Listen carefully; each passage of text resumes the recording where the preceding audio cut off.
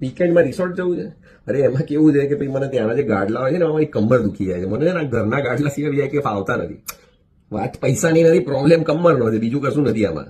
અરે બંગલો લેવો હોય તો હાલ લઈ લેવાય યાર, પૈસાની વાત જ નથી. પણ આમાં કેવું, મારે જરૂર જ 1.5 BHK ની છે.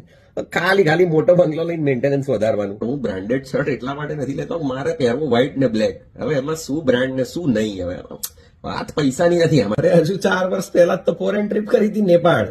અને આપણે ઇન્ડિયન ઇકોનોમીને બૂસ્ટ ના કરીએ યાર, બીજાની ઇકોનોમીને બૂસ્ટ કરીએ. અને ઇન્ડિયામાં ઓછું છે કઈ કરવાનું.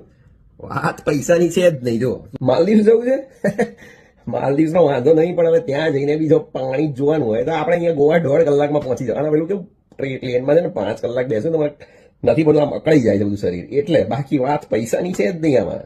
અરે 5 કરોડ પડ્યા હોય ને તોય BMW ના લઉં. વાત પૈસાની છે જ નહીં ભાઈ. હવે આપણું પર્પઝ અલ્ટોમાં સોલ્વ થઈ જતો હોય તો ખાલી BMW શું કામ લેવાની?